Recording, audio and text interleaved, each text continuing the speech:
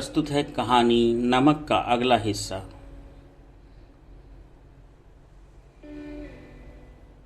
रात को करीबन 1:30 बजा होगा। मार्च की सुहानी ठंडी हवा खिड़की की जाली से आ रही थी। बाहर चांदनी साफ और ठंडी थी। खिड़की के करीब लगा चंपा का एक घना दरख्त सामने की दीवार पर पत्तियों के अक्स लहरा रहा था।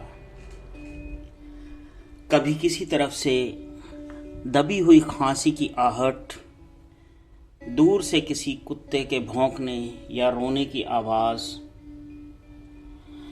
चौकीदार की सीटी और फिर सन्नाटा। यह था पाकिस्तान। यहाँ उसके 3 सगे भाई थे, बेशुमार चाहने वाले दोस्त, बाप की कब्र, नन्हे नन्हे भतीजे भतीजियाँ जो उससे हमेशा मासूमियत से सवाल पूछते थे। फूफी जान, आप हिंदुस्तान क्यों रहती हैं, जहाँ हम लोग आ भी नहीं सकते। उन सब के बीच और सफिया के बीच एक सरहद थी, नुकीली, कांटेदार छड़ों का एक जंगला था जिसे लोग कस्टम कहते हैं। कल वह लाहौर से चली जाएगी। हो सकता है साल भर बाद फिर आए। 1 साल से पहले तो वैसे भी नहीं आ सकती, और यह भी तो हो सकता है कि वह कभी आ ही ना सके। उसकी आंखें आहिस्ता आहिस्ता बंद होने लगीं। फिर उसे वही बीबी एक सफेद दुपट्टे में दिखाई दी। उस सफेद आंचल में यहाँ वहां सितारे झलमिला रहे थे। हमें वहां से आए तो बहुत दिन हो गए बेटी। यहाँ हमारी कोठी भी है, बिजनेस भी है। हम बस यहीं बस गए हैं, पर हमारा वतन तो लाहौर ही है जी। फिर दिखा इकबाल का मकबरा, लाहौर का किला, किले के पीछे डूबता सूरज की नारंगी किरणें, आसपास से फैलता उभरता अंधेरा, उस रंगीन अंधेरे में बहती हुई नर्म हवा, उस हवा में रची मची एक मौलसरी की खुशबू, और मकबरे की सीढ़ियों पर बैठे 2 इंसान सिर झुकाए, चुपचाप, उदास, जैसे 2 बेजान परछाइयां हों। तो तुम कल चली जाओगी? हाँ, अब कब आओगी मालूम नहीं। शायद अगले साल, शायद कभी नहीं। अचानक उसकी आंख खुल गई। शायद उसने मकबरे की सीढ़ियों के नीचे लगी दूब से एक पत्ती तोड़ ली थी, जिस पर ठंडी ओस जमनी शुरू हो गई थी। हुआ यह था कि नींद में करवट लेते हुए उसका हाथ कीनुओं से लबालब भरी टोकरी पर जा पड़ा था। रसीले ठंडे कीनू, जिनको देते वक्त उसके दोस्त ने कहा था, यह हिंदुस्तान पाकिस्तान की एकता का मेवा है।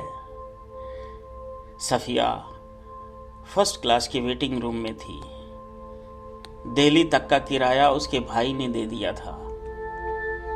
वह हाथ में टिकट दबाए वेटिंग रूम से बाहर प्लेटफॉर्म पर टहल रहा था,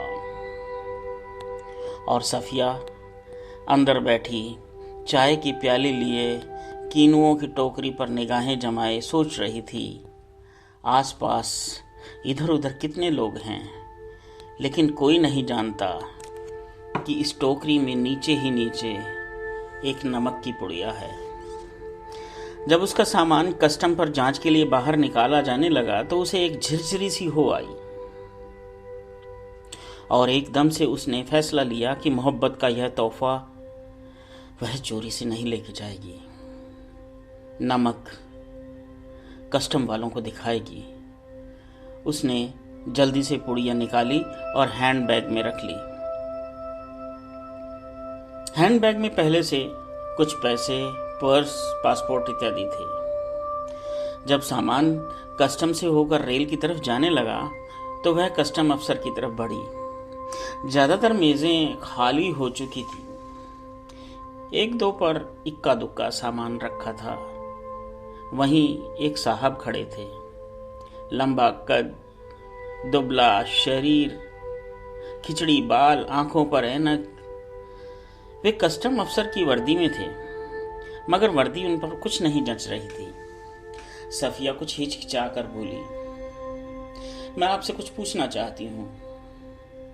उन्होंने नजर भर के उसे गौर से देखा, बोले, फरमाइए।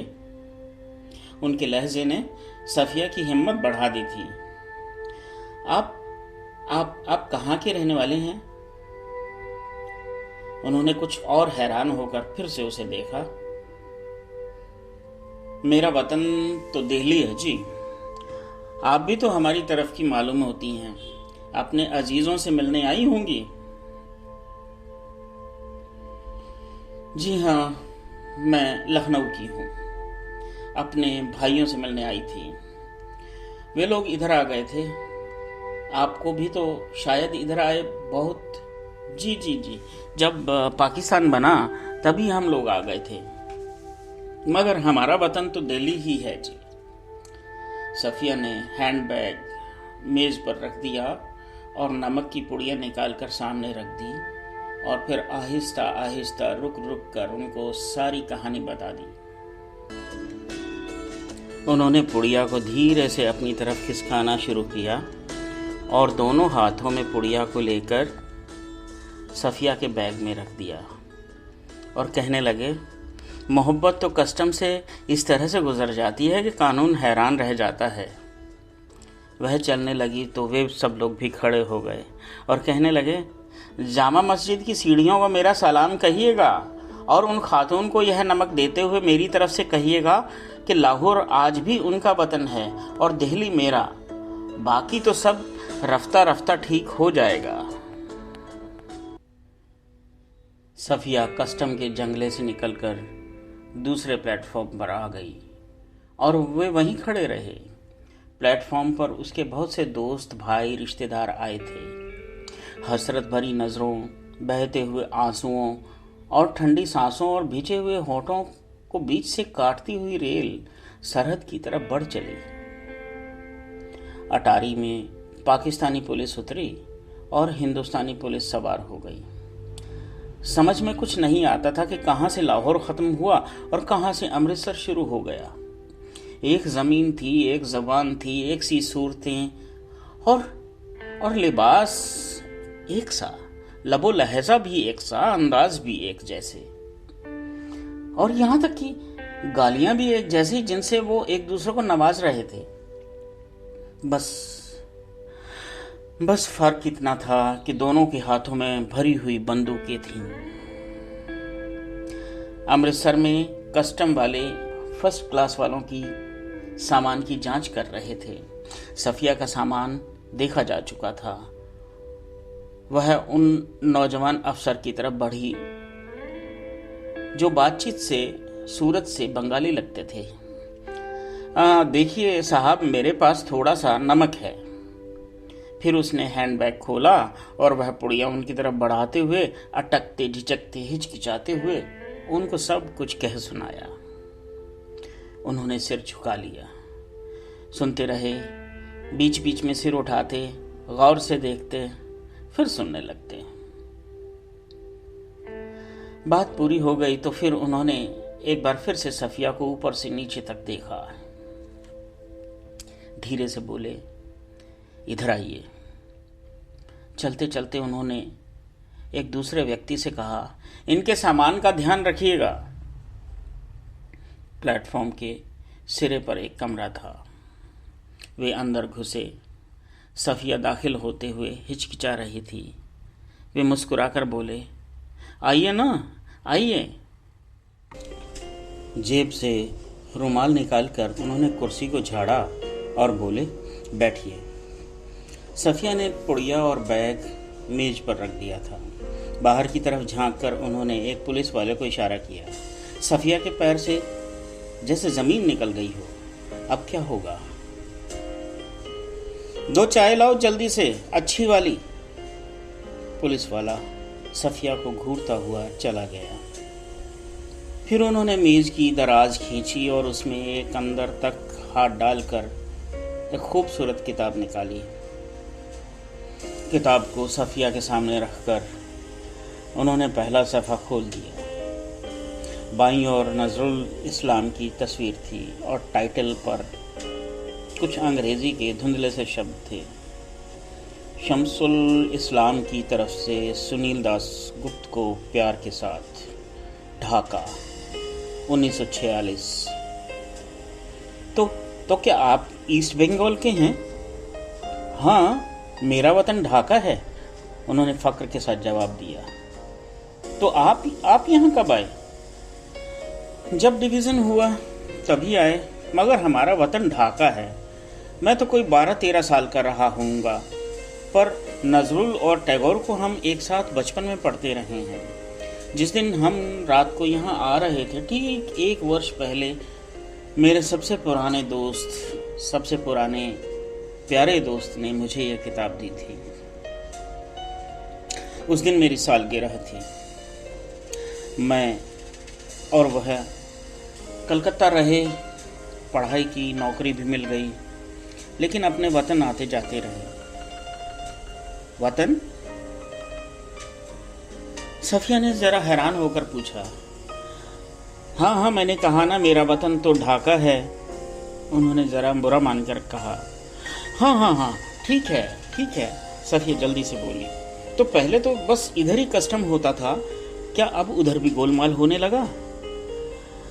उन्होंने चाय की प्याली सफ़िया की तरफ खिसकाई और ख़ुद एक लंबा सा घूंट भरकर बोले, वैसे तो ढाब कलकत्ता में भी होता है, जैसे नमक यहाँ भी होता है, पर हमारे यहाँ के ढाब की बात है, हमारी ज़मीन, हमारा पानी, अजी मज़ा ही कुछ और है।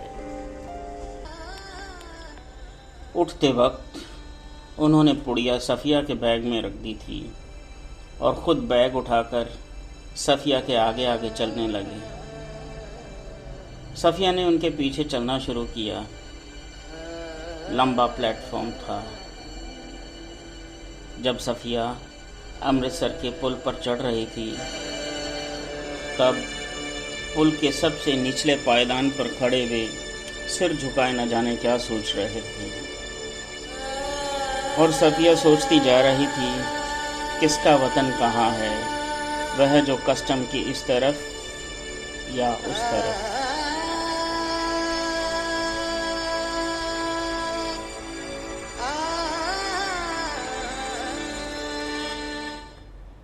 यह थी कहानी नमक। दोस्तों, आपको कहानी कैसी लगी आप हमें ज़रूर बताएं, और अगर आपने इस चैनल को सब्सक्राइब नहीं किया है तो कृपया सब्सक्राइब करें, बेल आइकन दबाएं और लाइक करें। हम आपके लिए हर बार कुछ नया लेकर आएंगे, यह आपसे हमारा वायदा है। जाने से पहले मैं आपको बता दूं, हमारे इस एपिसोड में बेन साउंड की तरफ से हमने म्यूज़िक दिया है। धन्यवाद, शुक्रिया, मेहरबानी। आप इसी तरह हमारे चैनल के साथ जुड़े रहिए।